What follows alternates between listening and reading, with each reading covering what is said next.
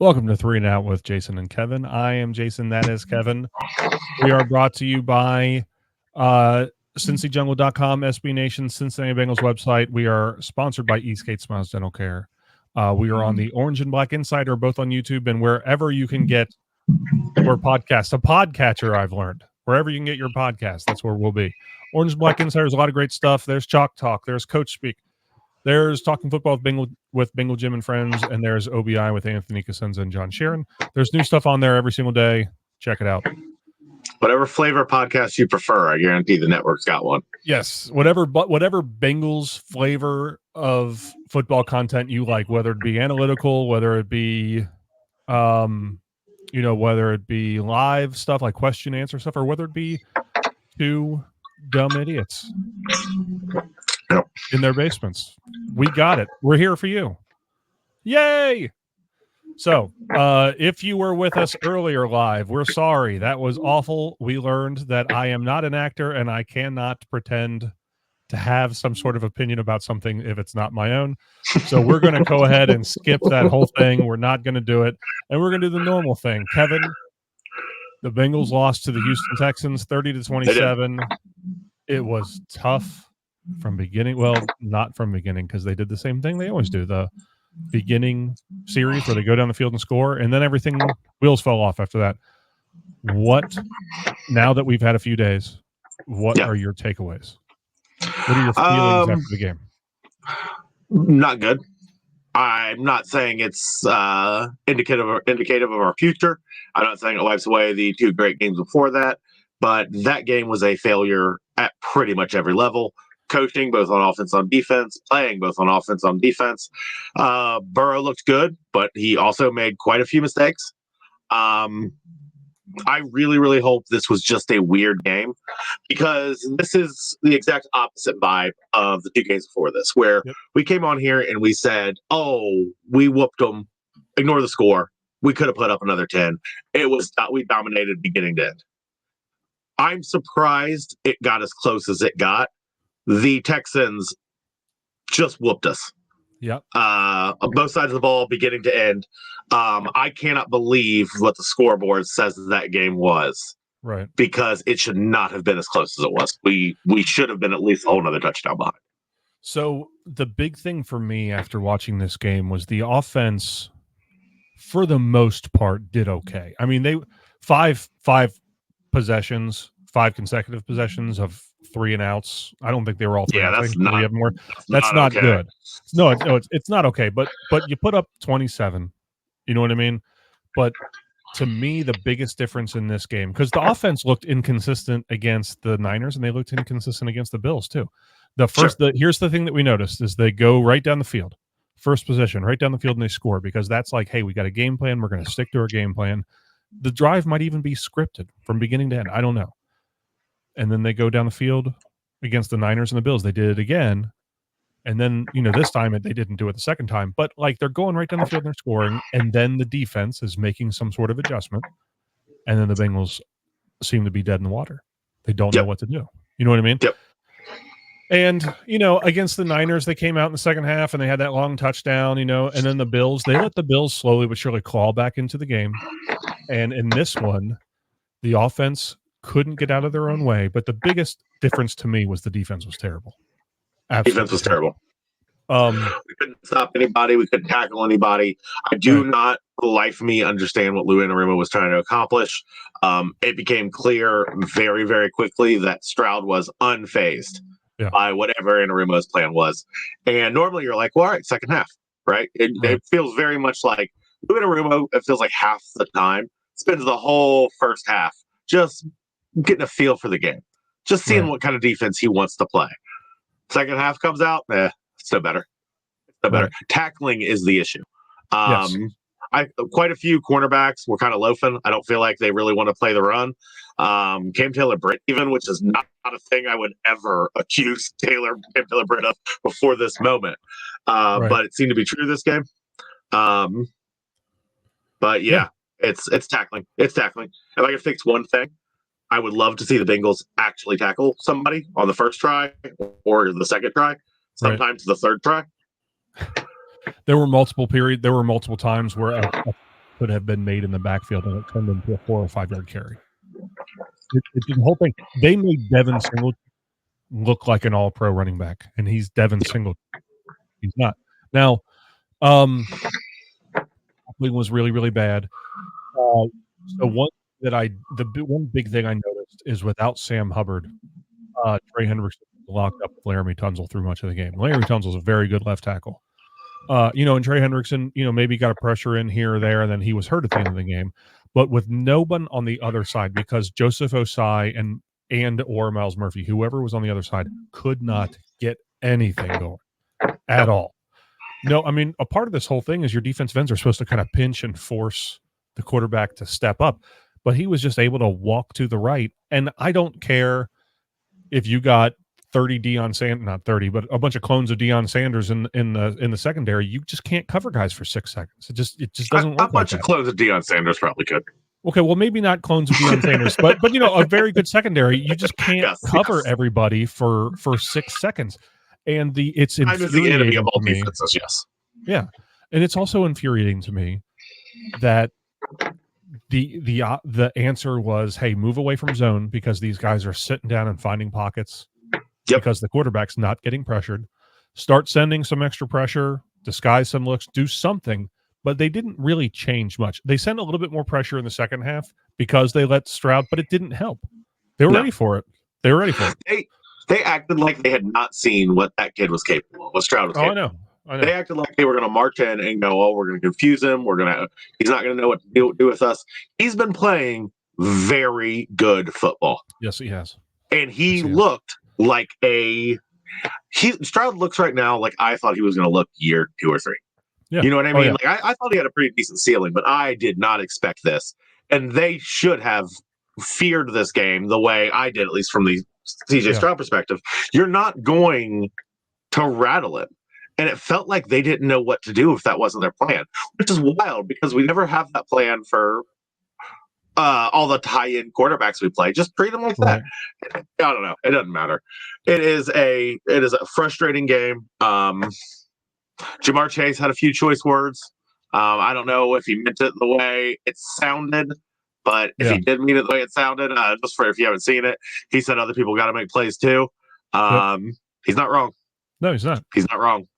He's out there injured. You could tell he was moving like it looked like through molasses as far as Jamar Chase is concerned. He still has over 100 yards. 125 yards and a touchdown, led the team. Yep. And then Tyler Boyd had 115, I think, in a touchdown. He had more receptions. They used the tight ends. They kind of used this Gronk by what are they calling it? Gronk by committee thing. Screw Gronk by committee. Tanner Hudson, he's your wide receiver 1. What are you doing? No, I know. But Tanner Hudson, I think had like 4 or 5 catches on one drive. Yeah. So he's and then one more catch through the rest of the entire game. Yeah. Right. I know. So that's the whole game. Yeah.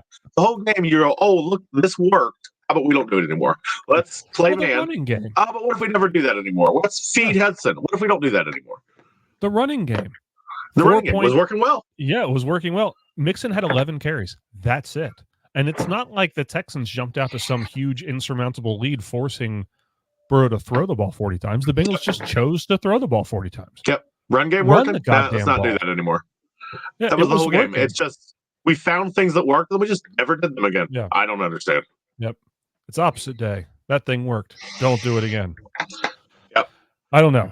Now, one thing that this team has proven true over the last 3 years, I think that you would agree, is that one bad game doesn't necessarily mean it's going to be a string of bad games.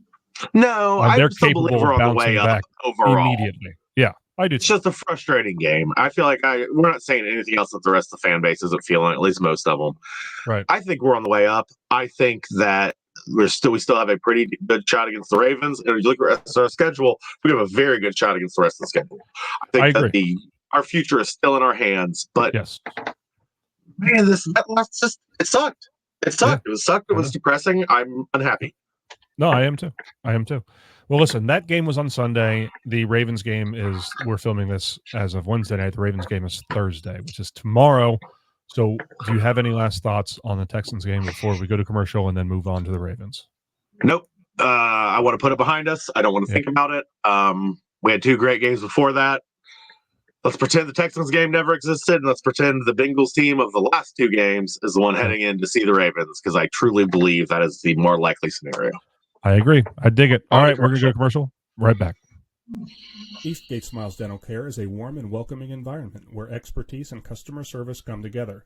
As a local business, they love helping their fellow Cincinnatians manage their oral health and achieve a perfect smile.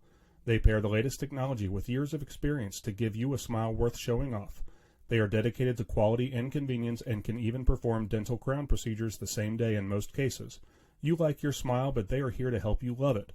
They personalize your care and match your needs. Call them today at 513-528-1150 to learn what they can do for your pearly whites. Oh, we're back onto the Ravens. Bengals take on the Baltimore Ravens in M&T Bank Field. It is M&T Bank Field, I think, in Baltimore, Maryland, in what should effectively be known as America's armpit. I don't know.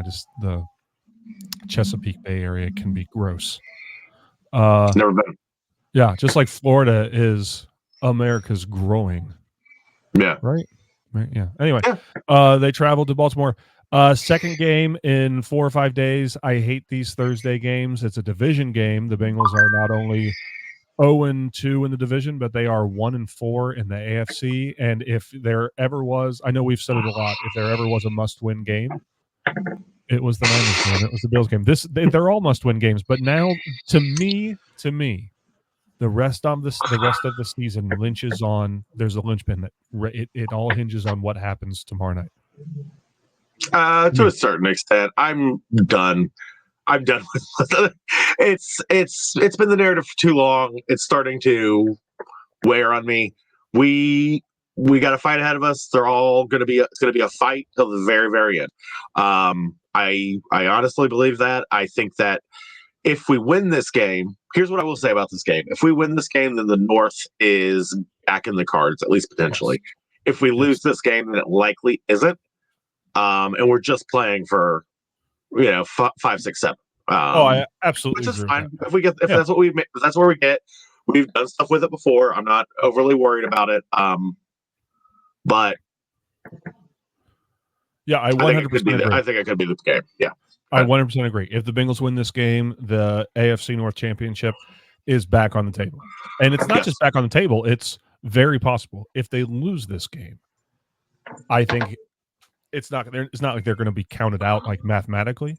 No, but I kind of think it's not in the cards anymore. And it won't be in the cards. Talking about it as a goal. Right. It's just if they lose this game, the goal is get a wild card spot. Yeah, and then your record's back in 0. They can win on the road in the playoffs. They've done it plenty. They've done it more often than they haven't. What is I'll answer first. Give you time to think about it. What is your biggest concern as far as this game coming up? Because to me, it is stopping the run. We have had a problem with it, which is, again, everybody's pointed this out. It's weird. This team has dramatically regressed in its ability to stop the run. And without Sam Hubbard on that field, it's going to be a problem. If we do not figure out how to limit their run game, we cannot win this game, in my opinion. Yeah, the Ravens have – the funny thing is they're almost the exact opposite team. The Ravens have more running yards than any team in the NFL, and the Bengals have the least amount of running yards. So this is what the Ravens are going to line up to run the ball, and they're not going to be shy about it. They're just going to pound the ball. That's what they do. Yes, they are. And they're going to ask the Bengals to stop them. Man, I don't know. I don't know. That is the big fear, is if you cannot stop the Ravens from running the ball, you cannot win. That's a fact. You will not win if you cannot stop them from running the ball, because their goal is going to have these long, drawn-out drives that end in a touchdown and keeps Burrow on the sideline. That's it. Yeah. And if the Bengals can't stop them from doing that, then they're toast. As far as whether I think that they can or they will, man, I don't. That's just like that optimism thing. Like, I know they can. They've done it. I think about the past, the things that they've done in the past. I think about what they did with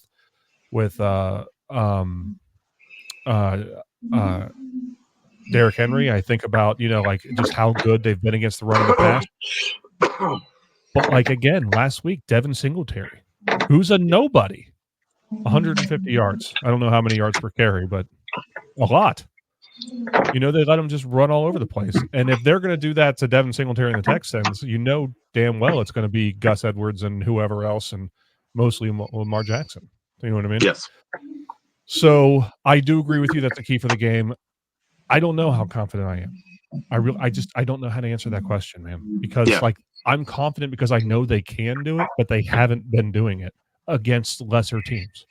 Yeah. So I'm not confident that they're going to come out and do it against the Ravens. I'm not. And what that means is every time Joe Burrow touches the ball, they got to score a touchdown. They have to. That's why the key to the game, and this is Zach Taylor talk. I do hate this talking point. The key to the game is to score early. Yeah, congratulations. Yeah. The key to the game is to score when you have the ball. I get it. But it really is. We need to get up on them badly, and we need to do it early. That game script, that opening drive script, needs to be deadly. Yeah. Because if it isn't, if we end up being 7 behind them, we're going to stay 7 behind them the entire game. Probably. Yep, probably. And it's just one of those things that I think the way to win this game is score as often as you can and ask your defense for just give me 3 stops. 3 stops. Yeah. I was asking for 3. We'll do the rest. And the so far the Bengals have not been able to do that so far this year. The defense, you know what I mean? Like beating the defense was great. I'm sorry, the offense has not been able to do that this year. The defense was great against the Niners. The defense was great against the Bills, and the offense was kind of floundering. They should have been better than they were. Now is this game, the offense needs to win from the first snap to the last snap. It needs to be the offense. Yes, it does. I think I cut you off. I'm sorry. What were you going to say? I was just moving on to other aspects of the game. I'm not overly afraid of the passing game. I realize that they're 7-2. They're good at every phase of football. If we can stop the run, or at least limit the run, or play with the lead, any of those things, I'm not worried about their passing game. This is an opportunistic defense. The Bengals are. I do think we can expect a turnover at some point. That would be a back-breaking move if we could get ahead and then get a turnover. Which, of course, I'm not saying anything. That's a back-breaking move in every. Well, yeah. Yeah. This is okay. This is what's frustrating about this is we just have to play incredibly good football. No, I know. And you start talking about what's the strategy to beat the Ravens, and then you realize what you're saying is just just play incredibly good, disciplined, well-rounded football. Yeah, right. I mean that's it. They're an incredibly good team. They're an incredibly good team. We have to play an incredibly good. Yep. We have to play incredibly good football if we're going to beat them. Yep. So I think what you're saying is the way that I feel about it is. When you're playing against a team like the Ravens, who are very good, you have to play as best as you can and hope that the ball bounces your way. Yeah, give luck the opportunity to help you. You know what I mean? This is going to be one of those games. Yeah, it's going to be one of those games where it's just going to be who flinches first. Yeah, I see. I guarantee you, whoever ends up flinching first, whoever makes the first big mistake. Loses. That's probably going to decide the game. Yeah, I see it. I could see it. Browns are coming off sorry, not the Browns. Ravens are coming off a loss to the Browns. Shocking loss because they were leading. They were making the Browns look silly, and then the Browns came back. So I don't know if that's going to really kind of shake their confidence or anything like that. I doubt it. They know who they are. You know what I mean? And I think that they have a feeling they know who the Bengals are, and I hope the Bengals come out and show them that no one's really seen it yet this year. They have not had a complete game yet where they've gotten out to these big leads, but they failed to put teams away. The killing blow, they haven't been able to do it. They let the Bills get back within 6. They came out and they had flashes against the Texans and then the defense looked bad, but they have not played a game where I would say, hey, you won all 3 phases all the time, consistently throughout the season. Would you? That's the one thing. No, I would not. That is the one thing is the Bengals do tend to take their foot off the gas when we're up. I know, man. We cannot do that for a second against this team. Against the Ravens. I'm not joking. I don't care if there's 6 minutes left and we're up 10. Yeah. Another dagger, another touchdown. Yep. You know what I mean? It's not. This is going to be an ugly game. And we cannot pretend that it's not going to be an ugly game. That's the one part that makes me nervous about this is these games are always kind of violent. And they're coming off that Browns loss. We're coming off the Texans loss. We both have a chip on our shoulder. This game, This game could get intense pretty quickly. Oh, it could for sure.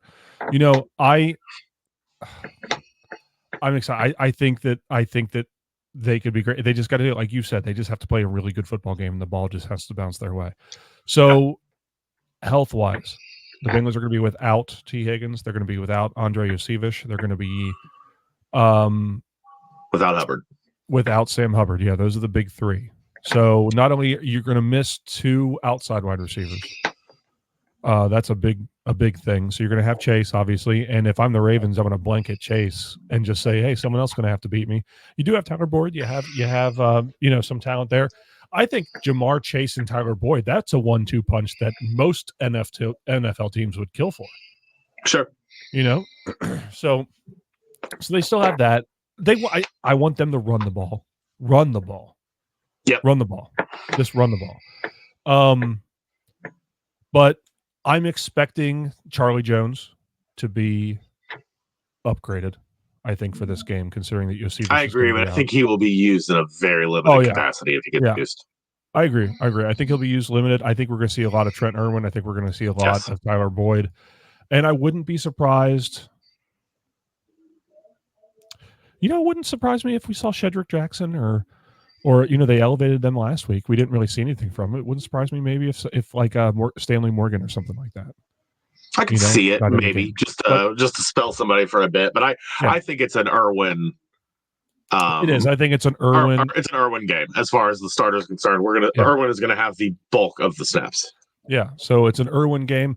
So I figure it'll be your 2 outside guys are going to be Boyd and Chase, and then you're going to have Irwin moving around, and then whoever else they want.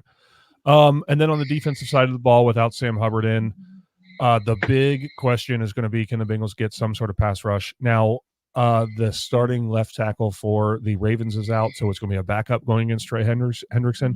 I don't know how healthy Hendrickson is. It's amazing to me that he's playing. He's an animal, man.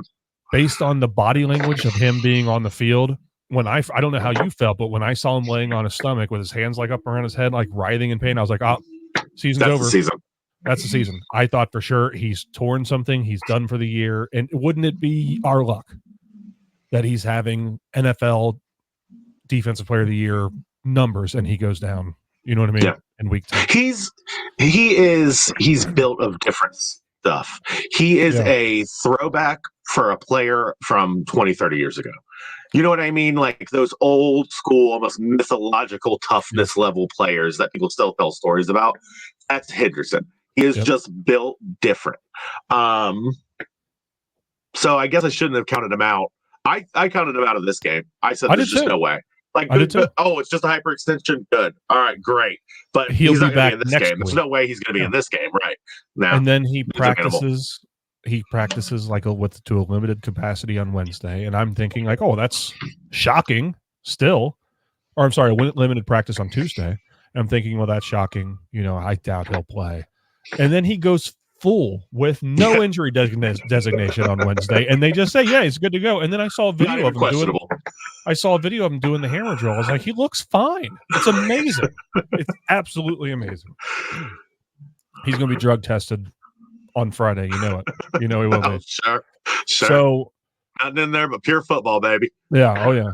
So the defense, the whole thing, just like with the whole thing with Lamar Jackson, is casting a net and then choking him. You know what I mean? If you send a ton of pressure and he gets around it, and there's nobody between him and open field other than your secondary, he's gone. You know what I mean? If you let him sit back there, he will find somebody. But if you do the thing that Lou Anarumo has done so well, which was keep him in the pocket and then quickly close that pocket around him with like a spy or something like that. He's had success with that. He's had success with that with Mahomes. He's had success with that against the Ravens in the past. The big thing this game, like you said, it's going to be an offense game. Can the offense do it? This is going to be a game that the offense needs to pull its weight. In my opinion, I think that's what it is. I think that's going to be the X factor for me. Is if the offense can pull its weight and then find a way to deal out a killing blow. We're not going to punt 5 straight times.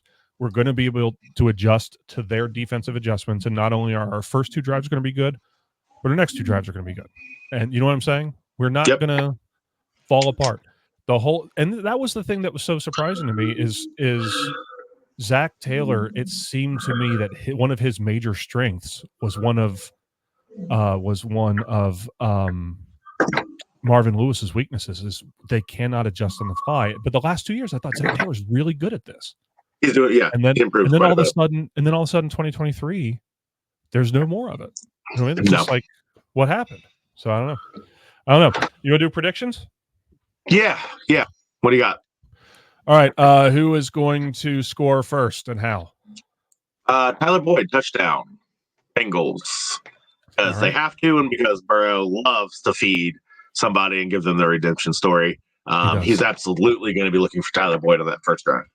I dig it. I like that. He absolutely does. And then when he comes out after the game, they'll say something like, "Oh, hey, that first touchdown pass that you threw to Tyler Boyd with that, like, hey, you're all good for dropping that pass against Texans." And he's going to say, "I don't know what you're talking about." Yeah, exactly. He was open. He made the play. Yeah, he was open. So I threw the pass. First score, I'm going to say Joe Mixon running the ball. Sure. Opening drive, Bengals take the ball. Because I think the Ravens will defer, and if the Bengals get the ball, they're going to take it. That's just kind of been their thing. So, all right. First turnover. Who and how? I mean, Cam Taylor-Britt's on a heater. We gotta put him up there, right? No, I'm not gonna. Turner's been trying to make plays on the ball more and more these days. He's getting a little more handsy. He's trying harder.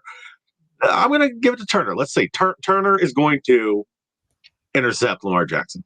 Okay, I'm gonna say that the first turnover comes from old reliable Logan Wilson. Another tipped pass interception. Oh, okay. Tipped pass at the line of scrimmage, and he's going to come down with it. Be 11 on his career, which is effing crazy. Yes, it is. Absolutely crazy. All right, final prediction. What score? Who wins? 24-27 Bengals. It could easily be 27-24 Ravens. You know what? I believe in this team. I think we're on our way up. I think it's going to be close. It's going to be hard. It's going to come down to the last few seconds of this game, but I think Evan McPherson wins it with a field goal. I like it. I think that it's going to be an ugly, typical AFC North slobber knocker. Is that what they call them? Slobber knocker game where they just, trading blow after blow after blow, and it's just going to be who is standing at the end, who's going to get up faster, who's going to get up after they get knocked down. You know what I mean? Sure. I think considering the Bengals, this is an emotional pick for me. This is not logical at all because logical to me, the Ravens have this game. Logically, okay, they're good at what the Bengals have not been good at stopping. Right? Yep. Emotionally, the Bengals are in a corner. They know it. They got to win. They have to win. I think they're going to come out. And show us something we haven't seen yet. A complete game. I do. So I'm going to say 31-24 Bengals.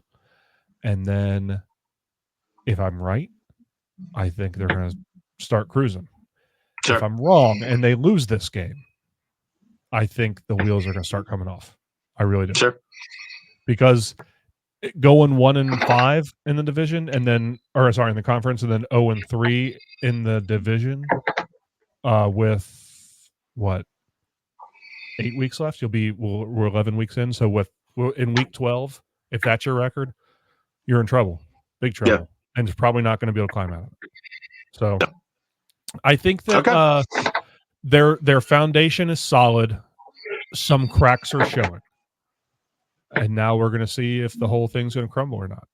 I think this game's going to tell us a lot. Sure. Who are they? You know what I mean? They got punched in the mouth. They got knocked down against the Texans. Who are they? Going to stand up? Everything I'm doing is very cliche football movie coach halftime speeches. Claw with your fingernails. Yeah. Because football is a game of inches. You know what I'm saying? But yeah, it's an emotional game. It is. So you don't seem interested in Yep. Yeah, okay. No, right, let you do your thing. Yeah. You got anything else, man? No, I don't have anything. I do not have anything else. I think we're going to know a lot more this time tomorrow. Yeah. Yep. About who the Bengals are as a team. Yep. I hope that next week is a happy podcast. I hope we have a happy I do too. podcast. Talk about the Ravens game and whoever else they play next week. I don't even know. This has been the week I've looking at. I was guilty. I don't know either. I We've been was looking at guilty. the Ravens for weeks now, man. Yeah, I know. And I was guilty of the Texans being a trap game for me because I wasn't thinking. I was always thinking about Thursday. Yeah. So this is a big one.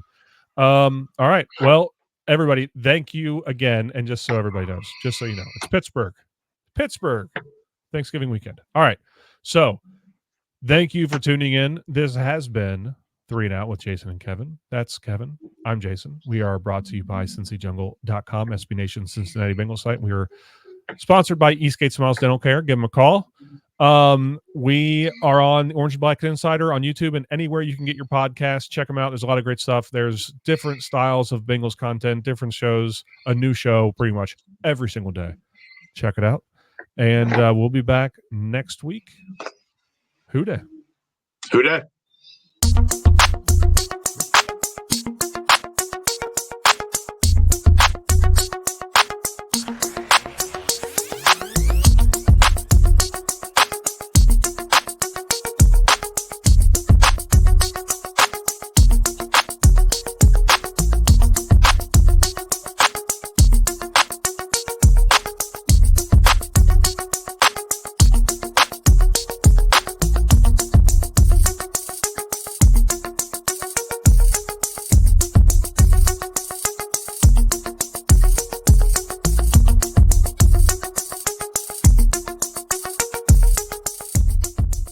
That's great!